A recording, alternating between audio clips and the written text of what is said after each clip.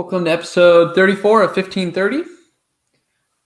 Have a stat of the day. Because before we get into the stat of the day, we'll kind of talk about what we'll discuss in this episode. So we're going to be discussing the Australian Open, some of the challenges going on here in 2021 with the pandemic that never ends, apparently. But obviously we don't have any tennis yet. It's being a little bit delayed. But we do want to talk about some epic matches that have been played in Australia, some of our favorites, and talk about some of the numbers behind them and some of the players that we're looking at for the start of this year in 2021. But we're excited for some tennis and hope things go smoothly in Australia with the quarantine and containing the virus there. But first, we got a stat of the day.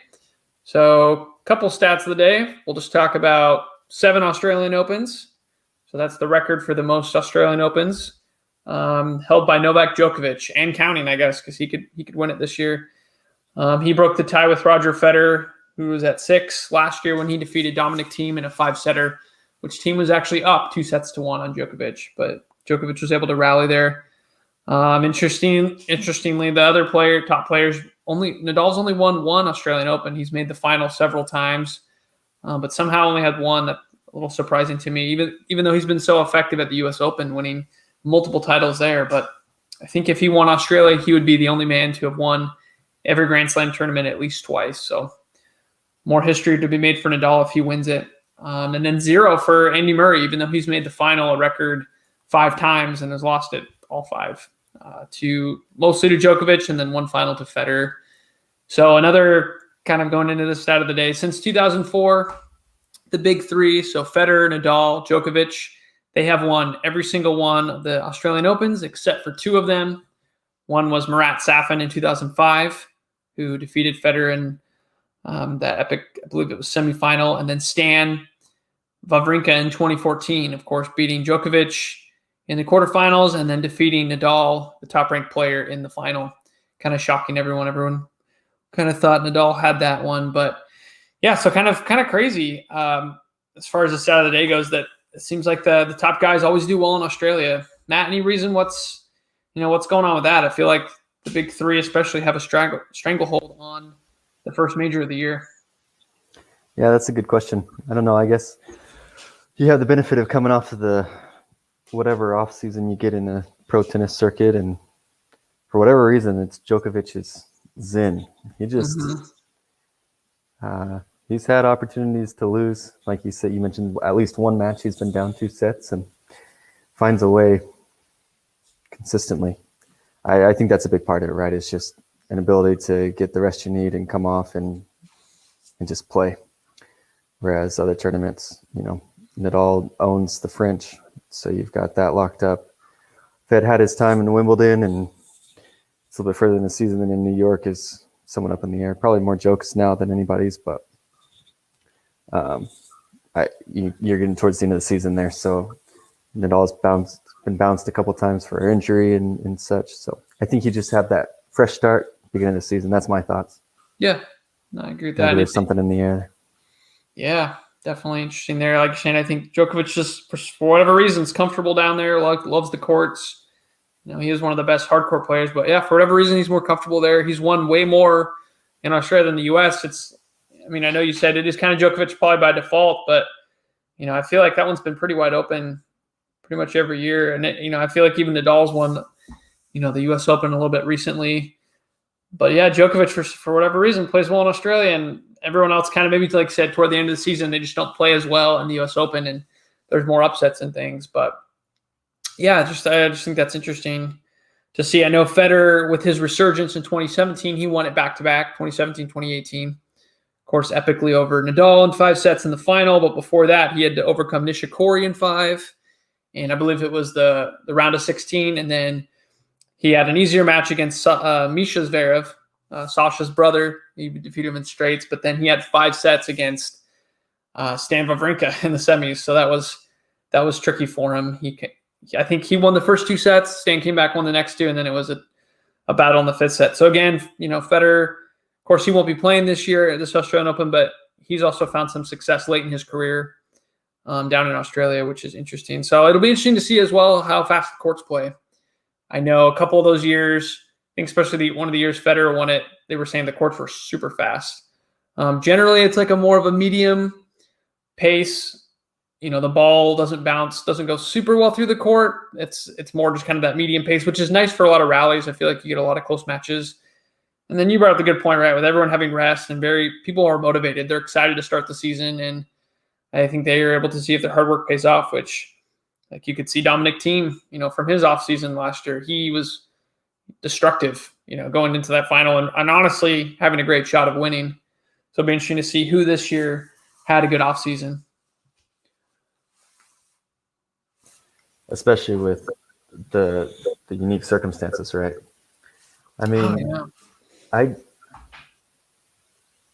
don't know if you were planning on talking about this. Obviously, there are no statistics involved in the craziness that was the quarantine for these players. I don't know if they weren't prepared for what was going to happen. Australia has some of the tightest lockdown conditions at the moment. They've controlled the virus pretty well because of it. But I don't know. That was a unique situation.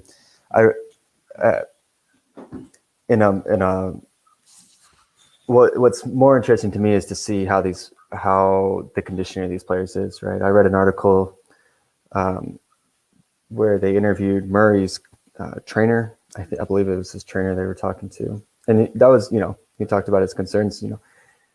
You got 2 weeks, you're stuck in a small apartment, and you're just missing a lot of that movement. He made the statement that the normal person, they go and exercise if they're not exercising daily, so it hurts a little bit to exercise. You get sore, whatever. But for these people, for these professional athletes, it's almost the opposite, right? If they're not working out every day, if they're not training every day the way they're normal, then they feel the opposite way. Just sitting around is causes soreness and stuff more so than the opposite direction. It'll be interesting to see for me, if there are more injuries in this tournament, if there's a little bit less quality there. See if that happens.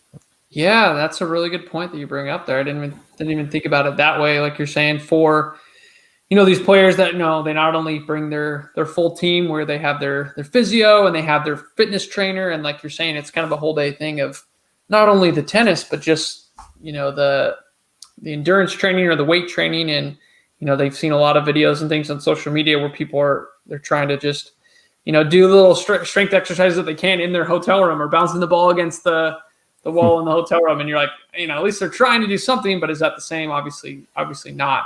So, and I know the big complaint, a lot of people will be like, oh, they're whiners, they're super wealthy, they're very lucky to be in Australia.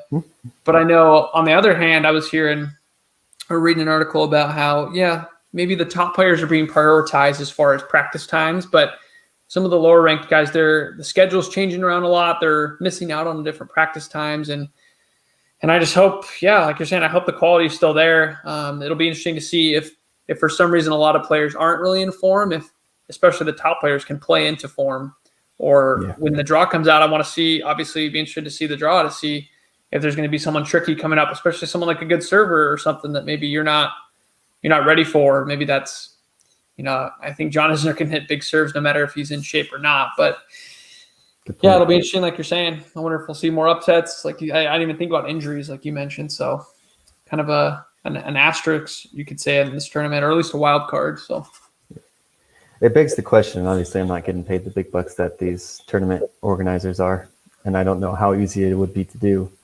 But I don't understand why they didn't do something similar to what happened in New York for the U.S. Open. They moved that Cincinnati tournament over to the same stadium so that the players could all congregate. And then you had a nice little warm-up tournament and got into the Grand Slam. Yeah. And I think that would have made more sense. You get the players there earlier into Australia, give them their 2-week quarantine, make sure that everything's okay. Give them a warm-up tournament that's best of 3, not too big of a deal. And then you get into the Grand Slam where things really matter. But. Yeah, because like you're saying, a lot of the players, they kept their same schedule. They were coming from Adelaide and different areas around Australia where they got to play a little bit, but it's still not the same, right? So, that's actually a really good insight there. But we'll see how they do, because they obviously are not doing that. So the tournament will be starting here on, I believe, the first week of February. So That will be fascinating. All right, Matt, who do you got? I know Djokovic, he has to be the favorite. He's won it 7 times. He always looks so strong in Australia. But if Djokovic is off the table, who would you at least be interested in seeing how well they do? Who do you think are some of our other favorites for this tournament? That's a really good question. My bias always inclines me to suggest Rafa at first, but I don't know. Yeah. Like you said, he struggles here for some reason, with only 1 win. So I don't know. If you're taking Joke off the table, man, I don't know. Yeah. Hopefully you see somebody come in and just play lights out and see some fresh blood. I mean, team and Medvedev have been playing well, in the season last year, and so maybe they'll continue that over. But yeah. I mean, I right when I prefer asked seeing team over Medvedev, but that's just a personal preference.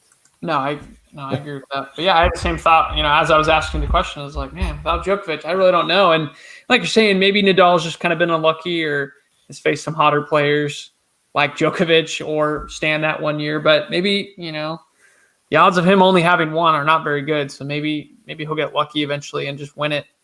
So the draw opens up for him. But yeah, like Shane, besides, Djokovic, maybe Nadal if he's playing well. I really honestly don't know. Team, I feel like will always be up there, but we'll see if the fitness is the same, see if his hardcore game, can last, or if he gets a bad draw and happens to face Djokovic on his half of the draw. I don't know. But Zverev, he played excellent getting to the US Open final, but I don't know. He's a wild card. He made what? What did he make? The semifinals last year in Australia? So he actually made it pretty far, which was impressive. He beat Stan in I believe that was the quarters. He lost the first set 6-1, came back to win it, and I was surprised to see Zverev with that mental toughness. But I really don't know, like you're saying. Tsitsipas, he made the semifinals against Nadal in 2019, I believe it was. He beat the defending champ Roger Federer in the previous round. So I don't know. I'll be interested to see. But if I had to pick, I would probably just pick team. I feel like he's a pretty safe bet to go far. But yeah, which is saying something, right? I mean, yeah, it is. He's not one of the big 3. So to say you have confidence in the team, he's been a very consistent player as of late. Yeah, it's good to see him coming into form. He really has, like you're saying. He's hard to bet against, honestly. But I mean, like at the same time, like you said, there's plenty of guys. Medvedev, he reeled off a bunch of. I don't think he lost in the ATP World Tour Finals against all these top 8 guys. He didn't lose. Rublev had an awesome season last year. Zverev made a Grand Slam final and a semifinal last year. I feel like there are a lot of guys. I wouldn't be surprised if any one of those dudes made it really far in the second week, semifinals or further. So I'm very excited to watch good tennis, though, is what I want. You think Joke is going to be thrown off? He's going to be thrown off. I won't say anything. Yeah, I don't know. He made some real comments here in this. No, it's hard. I won't talk about it, but yeah. I wonder how focused he'll be. I mean, Joke has crazy ability to turn his focus on in the middle of a match when he's down 2-0, right? And just go crazy. But I don't know. I feel like he's been distracted with player unions and all sorts of things. Yep. Well, I will say this: if he's not playing his A game early in the early rounds and he faces some good competition or there's someone tricky in his draw, I think early rounds could be dangerous for Novak. I think as you go, I think the further he gets in the tournament, the better he's going to be, unless a Nadal or a team actually are able to take it from him. But he's proved in these semis and these finals, he just doesn't lose in Australia. So I think if you're going to take him out, you got to do it earlier. Kind of like I think Chung beat him early. I think he was dealing with injury, but again, if you don't take Novak out early, that injury could have healed up, and he could have gone on to win that one. I think that was when Federer won, and I think it was 2018. But like you said, Novak's very dangerous. No matter if he's injured, no matter if he's distracted, he can play into form. He can become focused all of a sudden, and you're like, what is this? Novak was not playing well early, but he can be almost like a wounded animal. Can be a little bit more dangerous, I think, when he's not playing well, because he gets frustrated. He's like, why am I not playing well? And then all of a sudden he flips a switch, starts playing well. You're like, what? I think that's what happened in the final against Team, honestly. team didn't quite close him out. And he's like, why am I playing so bad? And then just started playing good. So he's a tricky one for sure. Yeah, an impressive player, no doubt. For sure. Yeah, I'm another player. Obviously, we won't be able to see Murray because he tested positive right before the Australian Open, so he's not unable to travel. Very sad for him. Even though, one thing I'll say about Murray, he's actually been very successful at the Australian Open. I know we give him a lot of hardship for losing the final 5 times. That's a record, right? But his win percentage there at the Australian Open, 79% for his career, which put it in perspective, his career win-loss is 80%. So you're like, okay, a little bit below average. But if you look at Wimbledon, that's kind of the outlier for him. He performed so well in Wimbledon, 85%, that actually the Australian Open is his second best event as far as Grand Slams go, which I thought was interesting. It's tight. It's like 79% Australian Open, 78% for the French, 78% for Australia or for U.S. Open. But still, I mean, Murray is a very, very solid hardcore player, pretty much solid wherever he goes. But it's just bummer we won't have him this year. So we'll have to wait to return to Australia. I know. So there were reports, right? Some reports that the Olympics were going to be canceled. And I was really bummed because Murray excels in the Olympics. Doesn't he have 2 golds, I think? He has 2 golds in singles, and Federer has a silver. Djokovic has nothing, which is shocking because I think he lost the bronze match to Del Potro, and then I think you're right. Somebody, or maybe another year Nishikori or something. Like, it's a bummer for Novak. I don't know how he doesn't have a medal, and Federer, with the silver, I think he's hungry too, but because that's one of his goals is the Olympics. He has a gold in doubles, but I think Rafa, he has a gold, right? I think Rafa won it, 2008. Yeah, 2008 in Beijing. Rafa won a gold, so. Yep. Anyway, they talked down those rumors, so it looks like it's back on, or still on. So yeah. Hopefully Murray can shine again at this moment. Hopefully. That'd be awesome. But let's see, Matt. Let's go through. We don't have any tennis to talk about currently, really, in Australia. But as far as some epic matches in the past, what have been some of your favorite Australian Open matches that you've watched or been able to witness? Anything come to mind? That's a good question. You're going to have to go first on this one. It's all right. I'll go first on this one. I'll ask this to myself. So, yeah, Australia, like I said, I mean, I'm a big Wimbledon guy. I really enjoy watching the grass court season, not only because Federer excels there, but just something about, the special nature of Wimbledon and how it, I guess they're all Grand Slams, but really it's kind of the pinnacle of sport. But my next favorite slam to watch would probably be Australia, just because I feel that energy from the players and the fans. I think it's got a special tournament, and there's been some epic matches. So if you come to mind, we won't go through the stats of all of them, but just first one that came to mind was actually a Nadal match, that one of the first tennis matches that I watched after watching the Wimbledon. Because my first match ever was the last set of Federer versus Nadal, Wimbledon, 2008. Pretty good match to watch. And I was like, this tennis thing, this actually looks pretty cool. So before I'd never even watched a match. But was 2009 Australian Open. So before Nadal won his only title in Australia against Federer, he had to fight his own countryman Verdasco in 5 sets. And Verdasco was playing out of his mind. And then Nadal would just up the ante with like some crazy, banana type shot around the net post. So if you've seen the highlights for that match, Verdasco Nadal, that's an epic match. They ran, I think the distance that they covered too was like absurd. So that one definitely comes to mind as like an epic. Neither player wanted to yield, and so they just had to keep outplaying each other with different shots. Let's see. Another one that comes to mind, which we will get into some numbers in a minute, is Stan Wawrinka, 2013 versus Novak Djokovic. Kind of Stan, I guess, coming to the party, right? Showing that he's not just a player with a good backhand, that he can actually string it together. He lost the match ultimately, but he won the first set 6-1 and stunned the world number 1.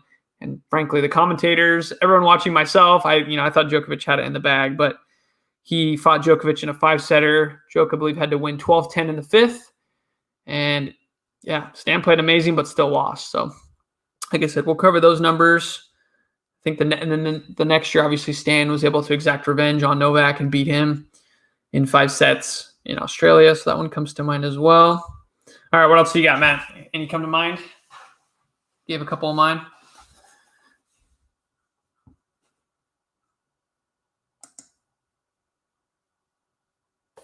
So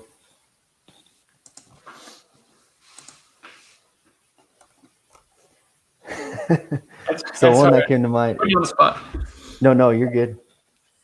Was this?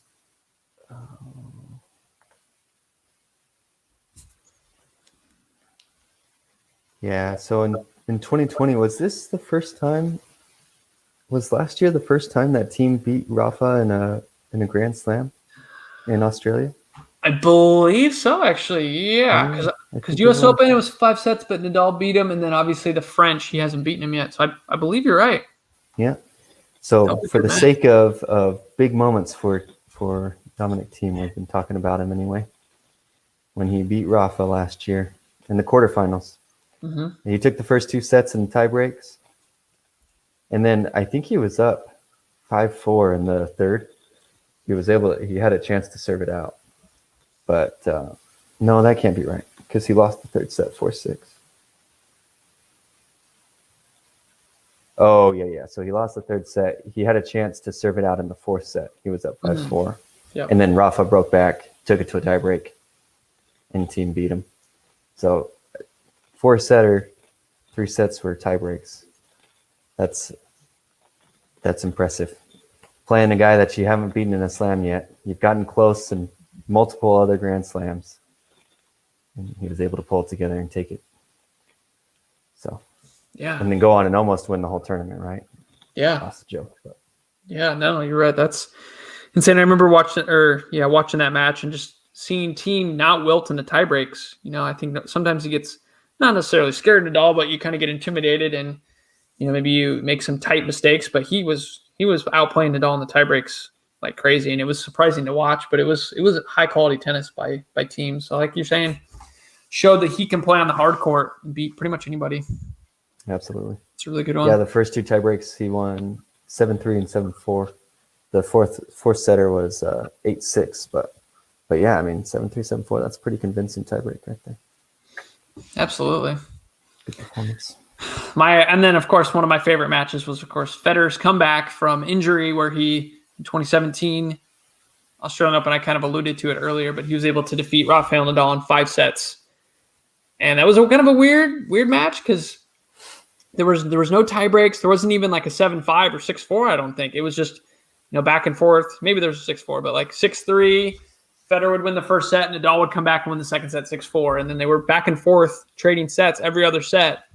And Federer came back from being a breakdown in the fifth. I think he was 0-3 down in the fifth and came back to win at 6-3. So that one for me, I mean, it definitely had some rallies, but just an interesting match as far as tennis history and Federer coming back from injury and just the amazing backhands he was hitting. So that was definitely a fun one. But the numbers that I want to dive into, let's go back to 2013 with Stan Wawrinka and Novak Djokovic. I thought these numbers were interesting because they didn't show necessarily what I thought they would show. I'll just put it that way. But I'm comparing the numbers, the 2013 and the 2014 matches, right? Where 2013 Stan lost in 5, and then next year in 2014 Stan won in 5. So I'm kind of comparing those numbers here, and I'll show you what I'm finding here. So in 2013, Stan of course lost. He won 49% of the points to 51% for Novak. So a pretty tight match, and they played for 5 hours. It was an intense match. And then you compare it to 2014, where Stan won again, about 49% of the points, actually slightly less, and he still won the match compared to Novak's 51%. So kind of interesting breaking down the numbers. Stan, I didn't realize he was acing like crazy in the 2014 match when he won it. He aced 10% of the time compared to the year before. He aced about 7.5% of the time. And meanwhile, Novak was 4% and 5% respectively. So, or 5% and 4% respectively. So yeah, Stan is hitting almost twice the amount of aces of Djokovic. And I do remember Stan serving well. I don't think I remember that ace count, which again, against someone like Djokovic, that's pretty impressive to be acing him like that. Then you go to first serve points won, and in 2013, the Stan was at 62%, so not that great for a or sorry, I'm going to first serve points won. Sorry. So 68% for Stan, 71% for Novak. So again, Novak, you kind of expect him to be slightly better in that category, though despite Stan's aces. And in the next year, in 2014, Stan won 72% to Novak 71. So he definitely showed some increase in that first serve points won, stringing together some combinations. Again, these are tight numbers though. Even though Novak was 3% better in 2013 and Stan was only 1% better in 2014, that's still super tight numbers. But Djokovic takes the cake on second serve points won for both. So even the year that Stan won it in 2014, he was 9% better, 59% to 50%. So if I looked at that number alone, I would think, yeah, Djokovic had this match. Maybe not in the bag, but he definitely won it. But that's not the case. Stan was able to overcome Djokovic winning so many second serve points won. And then the year that Stan lost it, it was also not in his favor. It was a difference of about 3%, with Djokovic being about 55% second serve points won. So the big difference maker, the return numbers are almost identical, with Djokovic, of course, his numbers being better. But the only difference I could see on the serves was the break points saved. So Djokovic saved 50% of break points when he lost in 2014. When he won it, though, in 2013 and overcame Stan, even though Stan was playing great, 61% break points saved. That's a very high number. So it was almost 11% better in 2013 than it was 2014. Stan still was able to save a decent amount. In the 2013, he saved 53%, but then it went down for him to 43% the next year that he won it. So he must not have faced as many break points in 2014, but he didn't save as many. So yeah, kind of interesting that, both matches, they kind of had a similar feel, where Djokovic won the first set in 2014 pretty handily. Stan won the first set in 2013 pretty handily. And then from then on, it was super tight. But again, Stan only won 49% of the points. And it was brutal that he lost in 2013. But then 2014 somehow was able to pull it off. And I honestly thought in a lot of ways, Stan looked, as far as the eye test, he looked better in 2013, if that makes sense.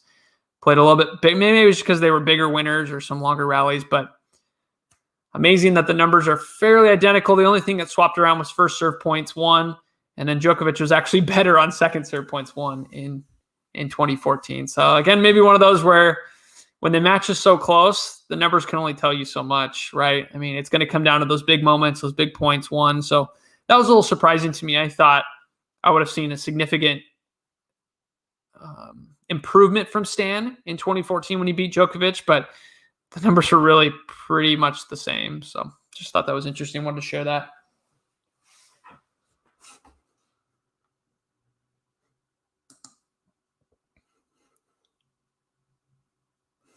All right. The other player we wanted to talk about, so we wanted to talk about Aussie local Nick Kyrgios. So talk about him. I know he didn't really play much in 2020 due to the pandemic. I think he pretty much stayed home for most of it. So we really haven't seen him play in a while, but do want to talk about him. I know he's controversial, but he also is a great player. So I wanted to talk first on how he does. He's beaten all the top guys, right? He's beaten Federer. He's beaten Djokovic multiple times, beaten Nadal. Murray, I think he struggled with a little bit, but he can beat all the top guys. He just, as we talk about, not consistent round to round. Now, you want to take a guess at his best showing at a major as far as round? What's the furthest round he's ever gotten?